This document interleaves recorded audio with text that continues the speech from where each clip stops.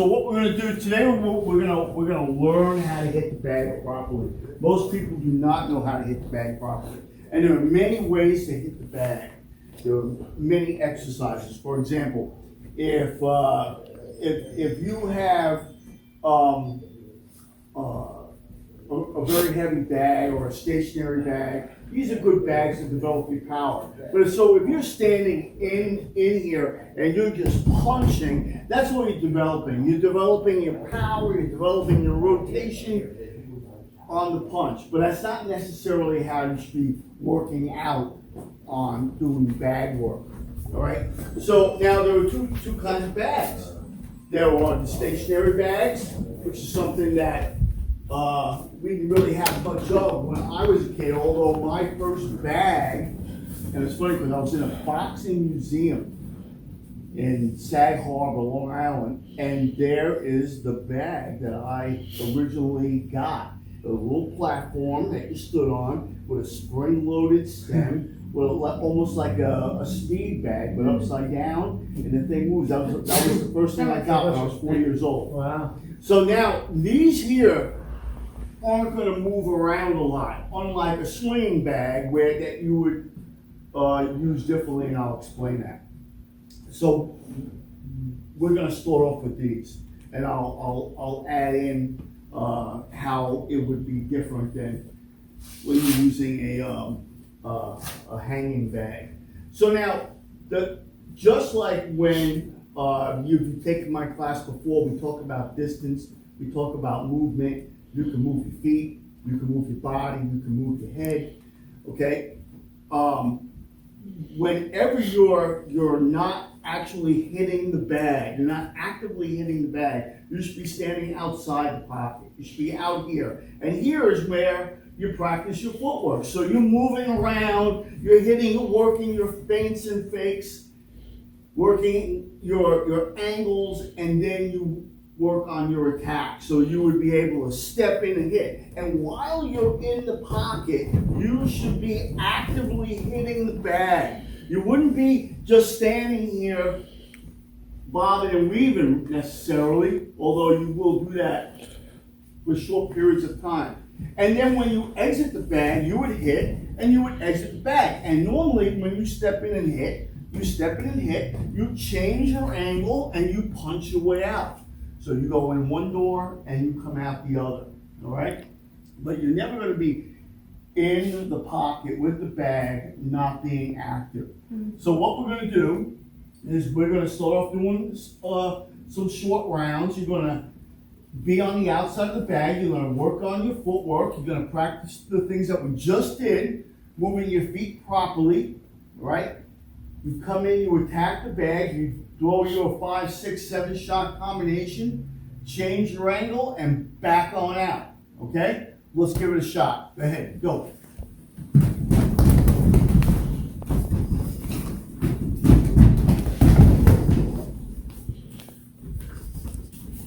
So make sure your footwork is correct, and make sure you're firing as you're going in.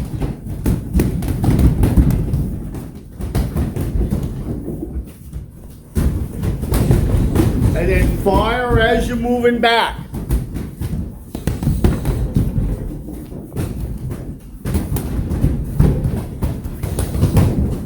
So we're not really doing a footwork class here today, but just pay attention for a second.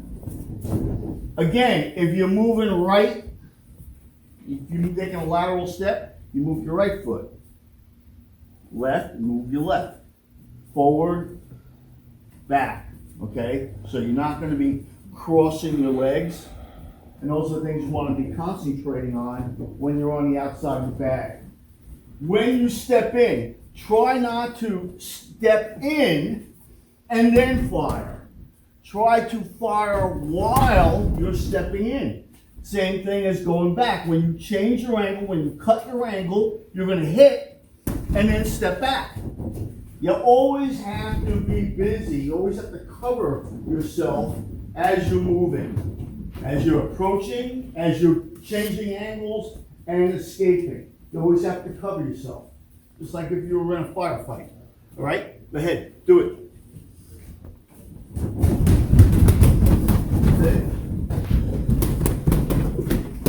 things you want to concentrate on in your footwork. You want to make sure that you're learning how to shift the weight on your power punches. You're throwing your speed punches with good initiation. That means the weapon gets fired at the same time or slightly before you step.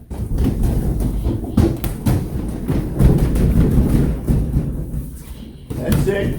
Keep going. Make sure that there's the bag, there's your lead foot, and then your trailing foot. Don't square up.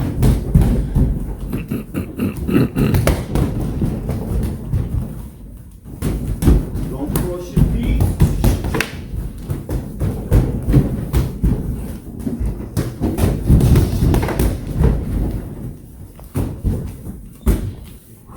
Okay, so now we're gonna do a drill again using the same concept on hitting the bag properly. So we're gonna step in and we're gonna do a jab working that angle. All right. So we're gonna be stepping on a slight angle as I jab and then stepping out.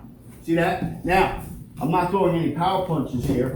So on this one, you don't need to touch down with your back foot. You could take a half step or that probe step, fire a jab, and then step out. So you had an angular attack there, and then stepping back out, just like that. All right? And you can work it, do it 10 times one way, and then 10 times the other way. Not switching sides, just going in the other direction. Got it? Okay, go ahead. When we go the other way, we hit with the rear. Nope. Nope. Jab all the way. Working jab. So watch. You're either gonna go this way, or you're gonna go this way, and pull your punches back to your face. You shouldn't be able to hit the bag without stepping in. So check your range. Okay, now we're gonna do the same thing, same idea. Except we're going to add the power punch now. So again, we're just not blindly hitting the bag. All right. So now I'm gonna step in. I'm going to throw my jab, but now I'm going to add the right hand. So that means the right foot has to touch down. Fire the shot, and now we're going to change angles and exit. So as I change my angle, I'm going to hit again, bang, and then step out. You see that? But the back foot has to land at the right time. You don't want to do this. Put the foot down. Okay? It has to be one, so you got to pull that foot into position. As this is recoiling, you're throwing this. When you change your angle, you hit the bag at that point and step out. So you're not taking a half a step with the right when you're coming? One, so it was a full so you're step. dragging, Full okay. step. Two, now as I change my angle, as I pivot on my left foot, I'm going to fire the jab and then just slide out. Okay. Okay? All right, go ahead, try that now. Good. Change the door. That's it. Okay.